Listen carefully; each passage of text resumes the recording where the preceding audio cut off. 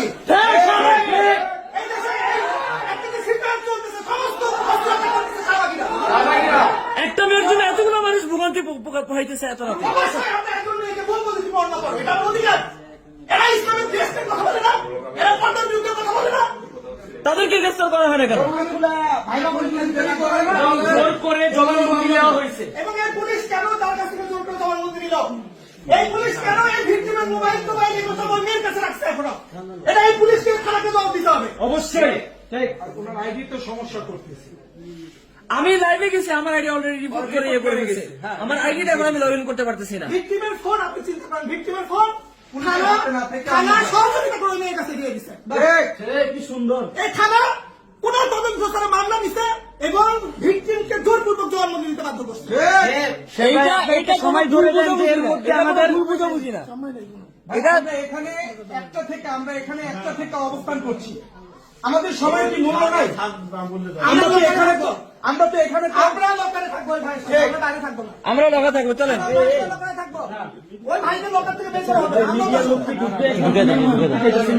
যত ইচ্ছা ঢুকুক, আমাদের কোনো থানার মধ্যে কোনো চিন্তা নাই। আমরা সম্মান করছি, আমরা এতক্ষণ আইনকে সম্মান করছি, আইন আমাদের সম্মান। ভাই বেরোতে দেন, বেরোতে দেন, বেরোতে দেন, আমাদের বেরোতে দেন। আইন আমাদেরকে কোনো সম্মান করে লকার নাই। খোলেন, লকার খোলেন।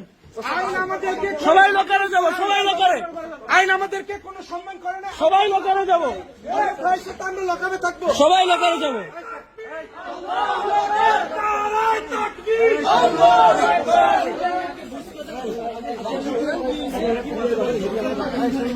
ভাই ওনারা কথাই বাড়াচ্ছে শুধু। এখানে কি কথাবার্তা বলবেন আপনারা? দায়িত্ব চিন্তা বলেন, এখানে সবার কথাবার্তা। ভাই আইনের প্রতি আমরা অনেক শ্রদ্ধাশীল ছিলাম। এখানে কথা বলার লোক আছে। আচ্ছা ঠিক আছে, আপনি সিদ্ধান্ত নেন। আচ্ছা ভাই, আপনারা কি হচ্ছে সেটা জানার জন্য আসছেন? ডান, লাইভ করেন। কি হচ্ছে সেটা জানার সবার অধিকার আছে, আমরা কোনো সিদ্ধান্ত দিচ্ছি না। আমরা কেউ কথা শুনতে চাচ্ছি না। অন্যান্য সব বিষয় এখানে জানার দরকার নেই।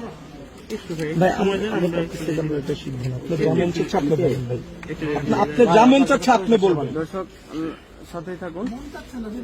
যেটা লিগেল এটাই বলতে হবে। এখানে আমরা তো অপরাধী না। না না, আমরা বাতিলের বিপক্ষে কথা বলতে আসছি।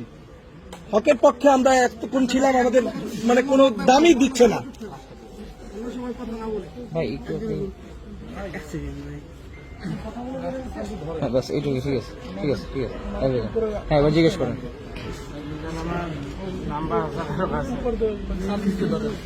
একটা মেয়ের জন্য এতগুলো মানুষ ভোগান্তি পাইতেছে এখন, কতক্ষণ মানুষের দিকে সেই সময় যেতেছে। আর ওরা চিন্তা করতেছে ওই মেয়ে ঘুম থেকে উঠবে, সকাল হবে, নামাজ পড়বে, সেহরি করবে, সকাল 9টায় ও আসবে, এরপরে লিখিত অভিযোগ। ভাই এটা হচ্ছে যে রমাদান মাস, আমরা সবাই রোজা ছিলাম এবং আমরা তারাবি পরে আসছি। তারাবির সালাত, সারাদিনের রোজার ক্লান্তি সবকিছু নিয়ে আমরা এখানে থানায় উপস্থিত হয়েছি, বাধ্য হয়ে উপস্থিত হয়েছি। এখানে একজন ভাই, তিনি কোন একজন মেয়েকে উনি বলছেন যে আপনার ওড়না পরা উচিত, আপনার বোরখা পরা উচিত, এটা এইভাবে ভালো লাগে না দেখতে। এতটুকু উনি বলছেন, এতটুকু বলার কারণে তাকে একটা রোষানলের একটা পাত্র বানায় নিয়েছে পুরো একটা গোষ্ঠী। তারা তার বিরুদ্ধে যৌন হেনস্থার অভিযোগ নিয়ে আসছে, যেটা সম্পূর্ণ মিথ্যা, ভিত্তিহীন। যৌন হয়রানির মতো কিছুই উনি করেন নাই। তার বিরুদ্ধে ইফটিজিং এর অভিযোগ আনা হয়েছে, তিনি কোনো ইফটিজিং করেন নাই। তিনি অত্যন্ত ভদ্র ভাষায়, শালীনভাবে সেই মেয়েকে বলছেন যে আপনি ওড়না করলে বা আপনার বোরখা করলে ভালো হতো, এভাবে উনি বলছেন। এটাকে উনি যৌন হেনস্থা বানাইছেন, এটাকে উনি ইফটিজিং বানাইছেন। এবং উনি যখন থানায় আসতেন তখন এই থানা কোনো তদন্ত ছাড়া, যে ব্যক্তির বিরুদ্ধে অভিযোগ, এই অভিযোগটা সত্য কি মিথ্যা, কোনো তদন্ত ছাড়া তারা বেশ কয়েকটা অপরাধ করছে। তারা এই লোকটাকে বাধ্য করছে ওই মেয়েটার পক্ষে জবানবন্দি দেওয়ার জন্য। ফলে লোকটা বাধ্য হয়ে তাকে ভয় ভীতি দেখিয়ে বলপূর্বক তার কাছ থেকে, এই থানা তার কাছ থেকে বলপূর্বক জবানবন্দি দিচ্ছে, আমি জবানবন্দি দিতে বাধ্য হয়েছে। এবং তার ব্যক্তিগত সম্পত্তি, ফোন ইত্যাদি ব্যক্তিগত জিনিসগুলো এই থানা ওই মেয়ের কাছে দিয়ে দিচ্ছে। অথচ তিনি এখন গ্রেফতার, তার সমস্ত ব্যক্তিগত জিনিসগুলো থানায় থাকার কথা, কিন্তু এটা তার কাছে নাই। এটা হচ্ছে যে ওই যে মহিলা অভিযোগ করছে সেই মহিলার কাছে আছে। এখন আমরা